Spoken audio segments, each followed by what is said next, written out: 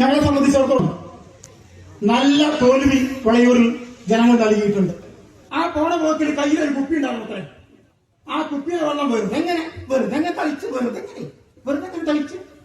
നിങ്ങൾക്ക് അന്ധവിശ്വാസം പ്രചരിപ്പിക്കാനുള്ള സ്ഥലമല്ല പഞ്ചായത്ത് ഓഫീസ്. അധികാരം കിട്ടിയാൽ എന്താണ് നിങ്ങൾ ചെയ്യുക എന്നതിന് വ്യക്തമായ ഉദാഹരണമാണത്. ആദ്യമായി ചരിത്രത്തിലാദ്യമായി ഈ പഞ്ചായത്തിൽ പ്രസിഡന്റിന്റെ സത്യപ്രതിജ്ഞ അലങ്കോലപ്പെടുത്തി ഒരു വ്യക്തി. ഏതൊക്കെ ഭ്രാന്തന്മാരാ തീരടി സുധാകര നിന്റെ കസരെ കയറിയിട്ടാവോളം അറിയില്ല. ആ ജാതി ഭ്രാന്തന്മാരാണ് ആളുകളും. ആ ജാതി കോമാളികളെ കൊരച്ചുകൊണ്ട് ഈ പഞ്ചായത്ത് ഓഫീസിൽ കൊണ്ടുവന്നിട്ട് ഭരണം നടത്താനാണ് പരിപാടിയെങ്കിൽ ജനങ്ങളെ അണിനിരത്തി അമർന്ന് നൽകും. അമർന്ന് തരും, തരേണ്ടത് തരും. ഞങ്ങളെ സംബന്ധിച്ചിടത്തോളം നല്ല തോൽവി വളയൂരിൽ ജനങ്ങൾ നൽകിയിട്ടുണ്ട്. ഞാൻ വോട്ടെണ്ണി കഴിഞ്ഞ ഉടനെ വോട്ടെണ്ണൽ കേന്ദ്രത്തിൽ വെച്ച് ചാനലുകാരോട് പറഞ്ഞു, പരാജയം സമ്മതിക്കുന്നു. എന്തുകൊണ്ട് ഞങ്ങൾ ഇങ്ങനെ തോറ്റു? ആ കാര്യം ഞങ്ങൾ ആഴത്തിൽ പരിശോധിച്ച് ഞങ്ങളുടെ ഭാഗത്ത് എന്ത് തെറ്റുണ്ടെങ്കിലും ആ തെറ്റ് തിരുത്തും. ഒരു തെറ്റും വെച്ചുകൊണ്ട് മുന്നോട്ട് പോകില്ല. ഇവിടെ മത്സരിച്ച സ്ഥാനാർത്ഥികളുടെ ഭാഗത്ത് തെറ്റൊന്നുമില്ല. തെറ്റ് വേണമെങ്കിൽ ഞങ്ങളുടെ ആരെങ്കിലും ഭാഗത്തുണ്ടാവാം.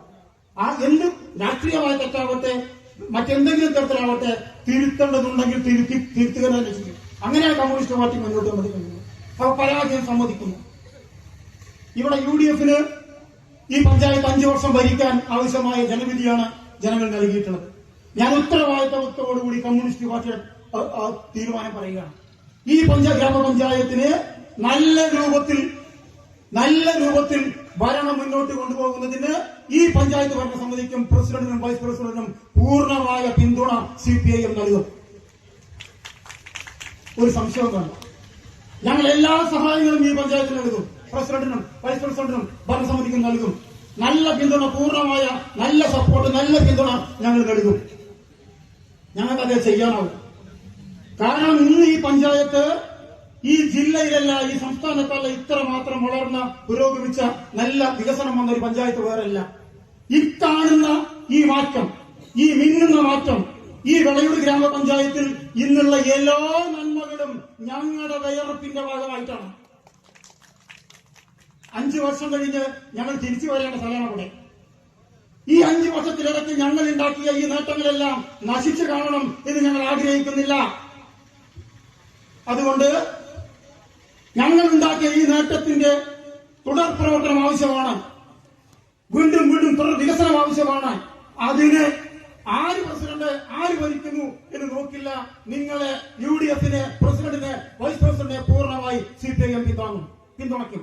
ഒരു സഹായം, ഒരു സംശയം വേണ്ട. പക്ഷെ ഒരു കാര്യം പറയാനുള്ളത്, CP മുഹമ്മദ് പള്ളിയിൽ അച്ഛനെ പോലെ ഇങ്ങനെ എല്ലാം നല്ലതിനാവട്ടെ അങ്ങനെ പറയാം.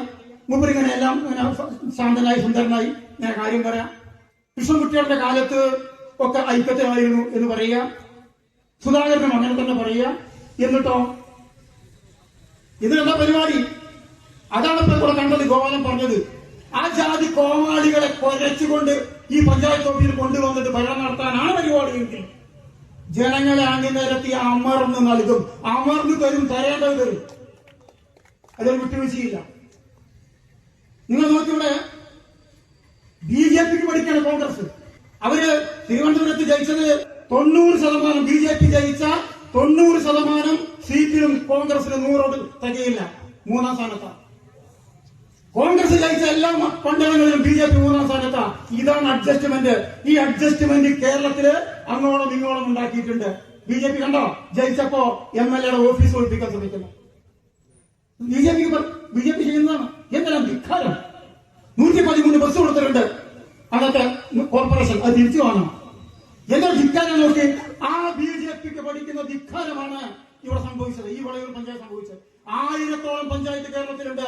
ഒരു പഞ്ചായത്തിലും ഇല്ലാത്ത തരത്തിൽ UDF ധിക്കാരപരമായാണ് ഈ പഞ്ചായത്തിൽ ഈ അധികാരത്തിൽ വന്നത്. അധികാരത്തിൽ വരുമ്പോ സംഭവങ്ങൾ ഒരു പഞ്ചായത്തിലും ഈ കേരളത്തിൽ കേട്ടുകളില്ല.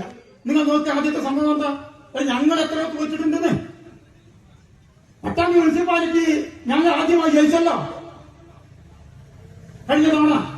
അപ്പോൾ ഞങ്ങൾ പുണ്യാഹങ്ങൾ കളിക്കാൻ പോയോ? ഞങ്ങൾ ചാണകം കളിക്കാൻ പോയോ? ഇവിടെ പഞ്ചായത്ത് ഓഫീസിൽ ജയിച്ച ഉടനെ എന്താ ചെയ്തത്? ലീഗാര് അനീഫച്ചനെന്ന് എനിക്കറിയാം. കൂരാശിപ്പടി അനീഫത്തിനാണ് പോയത്, പഞ്ചായത്തിന് മുന്നിൽ പോയത്, കുറച്ചാളെയും കൂട്ടിയിട്ട് അവിടെ പോയിട്ട് പഞ്ചായത്ത് ഓഫീസിന് മുന്നിൽ ശുദ്ധീകരണ പ്രക്രിയ ശുദ്ധീകരിക്കാം. എന്താണോ ഈ ചാണകം തെളിക്കല്, അല്ലെങ്കിൽ എന്താണ് ഈ പുണ്യാഹം തെളിക്കല്, എന്താണ് ശുദ്ധീകരണം? അന്ധവിശ്വാസം. നിങ്ങൾക്ക് അന്ധവിശ്വാസം പ്രചരിപ്പിക്കാനുള്ള സ്ഥലമല്ല പഞ്ചായത്ത് ഓഫീസ്. വില്ലേജ് ഓഫീസും രജിസ്റ്റർ ഓഫീസും പഞ്ചായത്ത് ഓഫീസും അന്ധവിശ്വാസം പ്രചരിപ്പിക്കാനതല്ല. അധികാരം കിട്ടിയാൽ എന്താണ് നിങ്ങൾ ചെയ്യുക എന്നതിന് വ്യക്തമായ ഉദാഹരണമാണത്. പട്ടികജാതി പ്രസിഡന്റ് ഇരുന്ന സ്ഥലമാണ്, സ്ത്രീ ഇരുന്ന സ്ഥലമാണ് എന്നതാണോ നിങ്ങൾ ശുദ്ധീകരിച്ചത് എന്ന് നിങ്ങൾ പരിശോധിച്ചാൽ മതി. എന്താ ന്യായം? അവരിങ്ങനെ പോവായിരുന്നു പഞ്ചായത്തിന് മുന്നിൽ കൂടെ, ലീഗുകാർ പഞ്ചായത്തിന് മുന്നിൽ കൂടെ ഇങ്ങനെ പോവായിരുന്നു. ആ പോണ പോക്കിൽ കയ്യിലൊരു കുപ്പി ഉണ്ടാവും അത്രേ. ആ കുപ്പിയെ വെള്ളം വെറുതെ കളിച്ച് വെറുതെ കളിച്ച് വെറുതെ കളിച്ചു.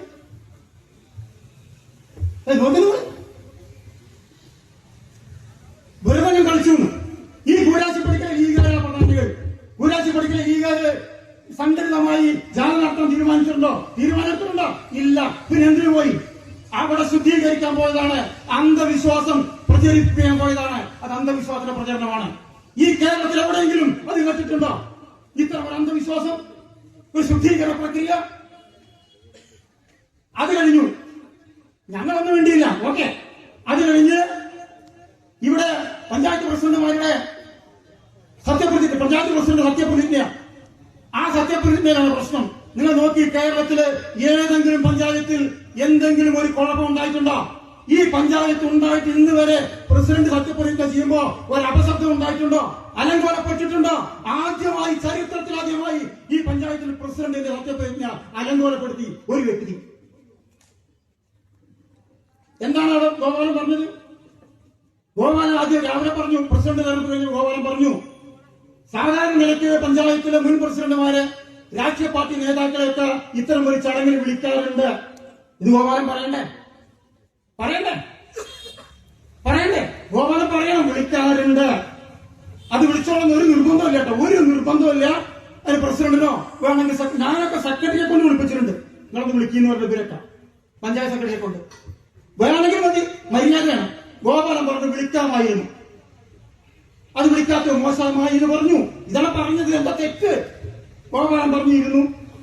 നീതി സുധാകരൻ എനിക്ക് പറഞ്ഞു, ഞാൻ എല്ലാ പഴയ പ്രസിഡന്റുമാരെയും വിളിച്ചിട്ടുണ്ട്.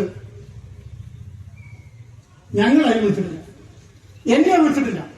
ഇവിടെ ബാക്കി ആൾക്കാരിക്കണ്ടല്ലോ. മെമ്പർമാര് സത്യപ്രതിജ്ഞ ചെയ്യുന്ന അന്ന് ഹുസൈനും വിളിച്ചു, പിന്നെ സുധാകരൻ വിളിച്ചു. ഞങ്ങളെ വിളിച്ചിട്ടില്ല, വിളിക്കാത്തതിൽ ഒരു പരിഭവമില്ല. പക്ഷെ വിളിക്കാമായിരുന്നു എന്ന് ഗോപാലൻ പറഞ്ഞു. പ്രസിഡന്റ് മറുപടിയും പറഞ്ഞു. ആ വിഷയം അവസാനിച്ചു. കളവ് പറഞ്ഞു പ്രസിഡന്റ്, കളവ്. ഓക്കെ, അത് വിട്ടു. പിന്നീട് രണ്ടാമതുണ്ടായത് നിങ്ങൾ നോക്ക്, ധിക്കാരം, ഈ വക ധിക്കാരം. ആ ധിക്കാരം എന്താണ്ടായത്?